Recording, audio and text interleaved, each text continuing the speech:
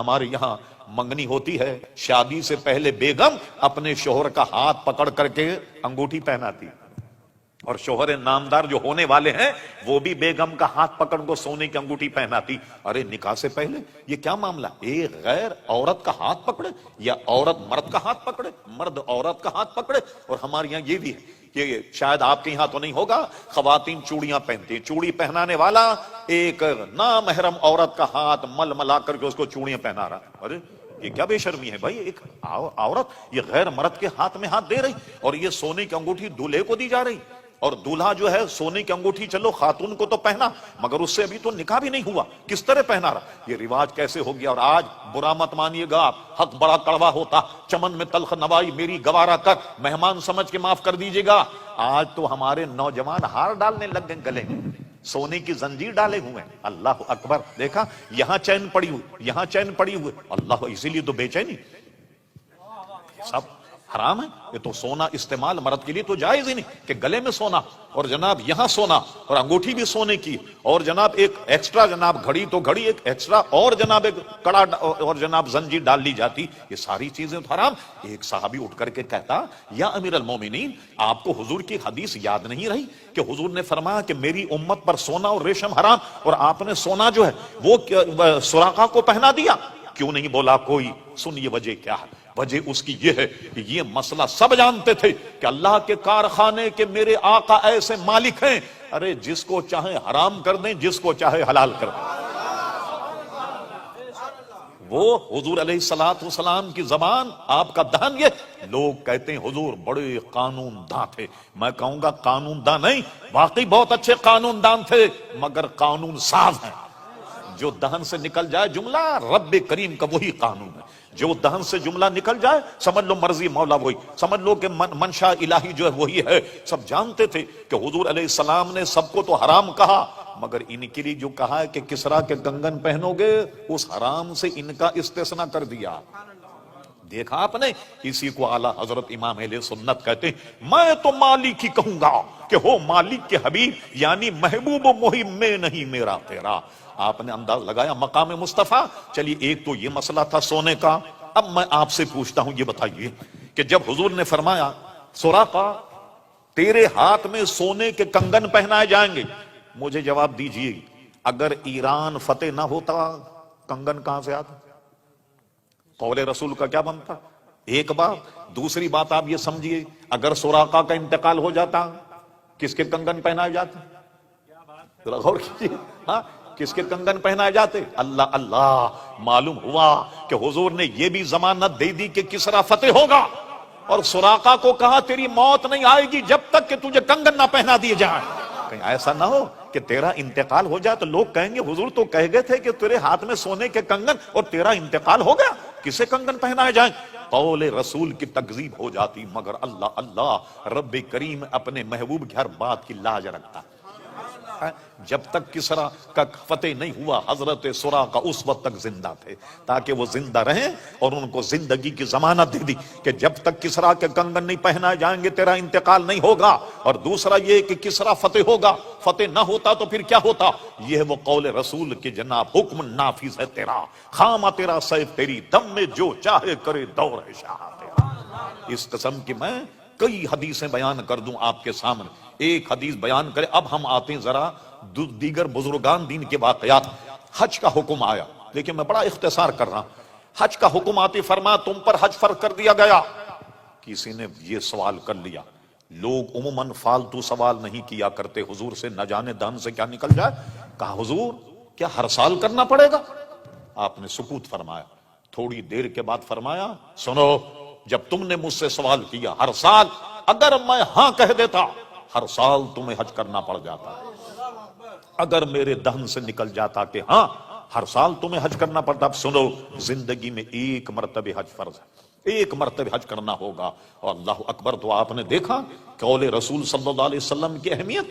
اب آئیے ذرا سا یہ آپ نے سمجھ لو، اب آئیے صحیح ستہ میں حدیث فرما بعض خاصان خدا ایسے ان کے کپڑے وغیرہ بہت میلے کچیلے ہوتے ہیں، تم اپنے قریب نہیں ان کو پھٹکنے دو، مگر اللہ تعالیٰ کے ہاں ان کا مقام یہ ہے کہ کسی بات پر قسم کھا بیٹھیں، قسم خدا کی ایسا ہوگا اللہ تعالیٰ ان کے قول کو پورا کرتا. کسی مسئلے میں قسم کھا لیں کہ قسم خدا کہ ایسا ہوگا، اللہ تعالیٰ ان کے قول کی لاج رکھتا اور ان کی قسموں کی لاج رکھ کے واقعے کو ویسا بنا دیتا کہ جیسا کہ اس نے قسم کھائی. یہ حضور کے صدقے میں عزیزان گرامی، اولیاء کرام علیہم الرضوان کا بھی عزیزان گرامی یہ مقام. اب آئیے دو ایک واقعے میں اور بتاتا ہوں. شیخ محقق شاہ عبدالحق محدثی دہلوی، جو بزرگوں کے دہن سے بات نکل جائے، غور کیجیے مضمون یہ ہمارا.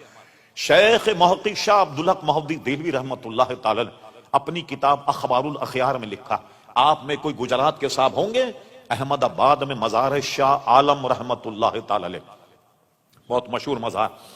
ان کی شہرت کی وجہ کیا ہے کہ وہ عالم دین تھے، اپنے علماء کو سبق پڑھاتے، دور حدیث. ایک مرتبہ بیمار ہو گئے، طلبہ کا 8-10 دن کا نقصان ہو گیا، سبق نہیں پڑھا پایا اپنے تئیں. 8-10 دن کے بعد وہ ایک تخت پر بیٹھتے، اس تخت پر بیٹھے اور کفے افسوس کہ بہت برا ہوا، 8-10 دن میں بیمار رہا اور تمہیں سبق نہیں پڑھا سکا اور ناغہ ہو گیا سبق کا. انہوں نے کہا نہیں صاحب، آپ تو روز ہمیں سبق پڑھاتے رہے. انہوں نے کہا روز سبق پڑھاتے رہے. کہا میں تو بیمار تھا، یہ معمہ بن گیا. سرکار ابد قرار پیارے مصطفیٰ ان کے خواب میں آئے، کہا شاہ عالم تیرے طلباء کا نقصان ہو رہا تھا، اس لیے 8-10 دن ہم نے سبق پڑھایا، ہم نے سبق پڑھایا. تو جس تخت پر وہ سبق پڑھایا گیا، بعد والوں نے اس تخت کو اٹھا لیا. اب اس کے بعد کوئی نہیں بیٹھ. اٹھانے کے بعد ایک درخت میں لٹکا دیا، جو آج بھی درخت میں لٹکا ہوا. اور مشہور یہ ہے گجرات میں، پورے ہندوستان میں، اس تخت کے نیچے کوئی آدمی اگر جائے تو پیارے مصطفیٰ کی جلوہ گری کی برکت سے اس کی دعا قبول ہو جاتی. لیجئے صاحب، شیخ محقق لکھتے ہیں، شاہ عالم رحمت اللہ جا رہے ہیں، یہ بات زبان پہ رہے، آپ کے ذہن میں رہے کہ قول رسول اور بزرگوں کے قول کا حضور کے صدقے میں کیا عمل. ایک جگہ جا رہے تھے تو اس کو لکھا کس نے؟ امام المحدثین امام الائمہ شاہ عبدالحق محدثی دہلوی. یہ 200-400 برس پہلے کے نہیں، ان کے وصال کی تاریخ 1052 ہجری. اب اندازہ لگائیے 300 سال سے زیادہ عرصہ ہو گیا. اتنے پرانے محدث سارے ہندوستان میں سند حدیث کے لانے والے شیخ محقق شاہ عبدالحق محدثی دہلوی رحمۃ اللہ علیہ، یہ جا رہے تھے. توجہ، ایک چیز سے ٹھوکر لگی، ایسے ٹھوکر لگی. جب ٹھوکر لگی تو فرمایا یہ کیا ہے؟ لکڑی ہے، لوہا ہے، پتھر ہے. یہ ان کے دہن سے نکلا. شیخ محقق کہتے ہیں ان کی زبان سے نکالنا تھا کہ جس سے ان کو ٹھوکر لگی، ادھر سے دیکھو تو لکڑی نظر آتا، ادھر سے دیکھو تو پتھر نظر آتا، ادھر سے دیکھو تو لوہا نظر آتا. لیجئے صاحب، تینوں خوبیاں اس میں پیدا ہو گئی. اللہ کے ولی کی دہن سے یہ نکلا کہ کیا ہے؟ لوہا ہے، لکڑی ہے، پتھر ہے. تو تینوں خوبیاں اس میں پیدا ہوں. کسی اینگل سے دیکھیے تو لکڑی نظر آتا، کسی اینگل سے دیکھیے تو آپ کو پتھر نظر آتا، کہیں سے دیکھیں تو لوہا نظر آتا. یہ اللہ کے بندے کے دہن سے جو بات نکل جائے، وہ عزیزان گرامی آپ نے غور کیا، جب ان کے غلاموں کا یہ حال ہے تو پیارے مصطفیٰ کا کیا حال ہوگا. آئیے، بمبئی میں ایک مزار، پتہ نہیں ہمارے ہندوستانی بھائی وہاں گئے یا نہیں، ان کا نام ہے حضرت عبداللہ رحمت اللہ تعالی علیہ. ان کا مزار بمبئی میں ہے. الحمدللہ بمبئی میں میں نے ان کے مزار پر حاضری دی. وہ بزرگ ہیں کہ بریلی شریف سے اعلی حضرت ان سے ملنے کے لیے آئے تو میزبانی کے طور پر انہوں نے کہا مولانا بڑی دور سے آئیں گے، کیا پیئیں گے؟ کافی پیئیں گے، سوڈا پیئیں گے، چائے پیئیں گے؟ اعلیٰ حضرت نے کہا حضور یہ تینوں باتیں آپ کے دہن سے نکلی تو تینوں ہی پلا دیں. جب آپ کے منہ سے نکلی ہے تو تینوں پلا دیں. اچھا، وہ بھی ایسے انٹرنیشنل بزرگ تھے، انہوں نے کیا کیا؟ کافی بنائی، چائے بنائی، سوڈا، تینوں کو ملا کر کے کپ میں دیا. کیونکہ کہا نا بھائی سوڈا، کافی اور چائے تینوں کو ملا کر کے کپ میں دے دیا. اور اعلیٰ حضرت نے بڑی عقیدت سے اس کو پی لیا.